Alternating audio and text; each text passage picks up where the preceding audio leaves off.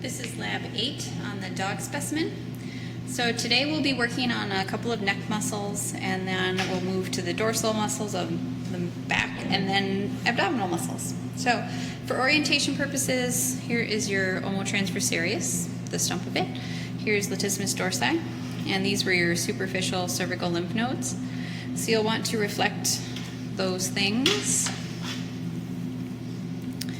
And then we are looking for the longus capitis and longus colli muscles. So there'll be some fat and fascia in this area that you'll want to remove. And this is longus capitis here. And then just medial to that, you'll be looking for longus colli. So that will be here. And here you can actually see both sides of that muscle. So it's a midline muscle. You're seeing the right side over here and the left side here, but both are longus colli. And then lateral to that will be longus capitis, right here. Okay, and then we have scalenus, which is kind of a fan shape here. So here you have one of the little fingers, here you have another one, and then here you have a third. So it kind of has three little projections going down. All right, and then we have serratus ventralis, which you've already done. But you're going to have cervicis, so serratus ventralis cervicis, serratus ventralis thoracis. But you should have identified those already, and we're just going to reflect that ventrally. Then you will have your serratus dorsalis. So serratus dorsalis has a cranialis and a caudalis part. So we'll look at cranialis here. So this is cranialis, and then it has this aponeurosis here. So you want to just cut through that aponeurosis, usually putting a probe or something underneath the aponeurosis and then cutting on top of that will be the easiest. And then you're going to reflect that ventrally in preparation for the next lab. So serratus dorsalis cranialis. Then we have serratus dorsalis caudalis. So in the dog, it has a few little projections. It's not really distinct. And then you kind of run into your abdominal muscles back here. So you'll have to peel up the external abdominal oblique just a little bit, and maybe even a little part of the internal, to see the extent of that serratus dorsalis caudalis. But they're just kind of little projections. Here's one, and there's one, there's one. And that also has an aponeurosis that you want to cut through.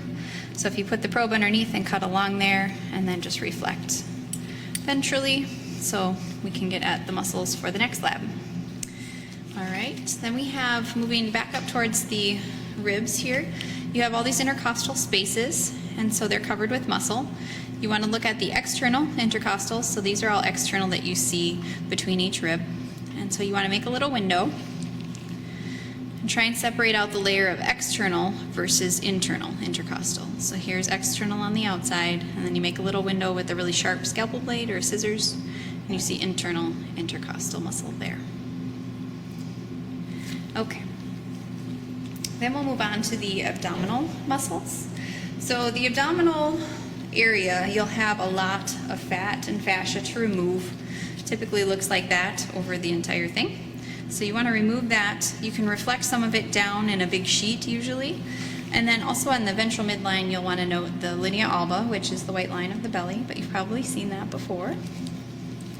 So we reflect that, and then we have external abdominal oblique. So that's the really extensive outer abdominal muscle. So that's all of this.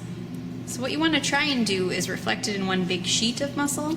So you're going to cut it along the ribs and then along the lumbar area, and then take it down as one big sheet of muscle. So you're just going to peel it away from those ribs and then peel this down. Okay. Then we have internal abdominal oblique, which is the next layer here. So you'll want to cut that again along the lumbar area, and you're going to reflect that down as well, like that, and peel it away from the next layer, which will be the transversus abdominis muscle here. All right, and then we have rectus abdominis. So rectus abdominis is towards the midline.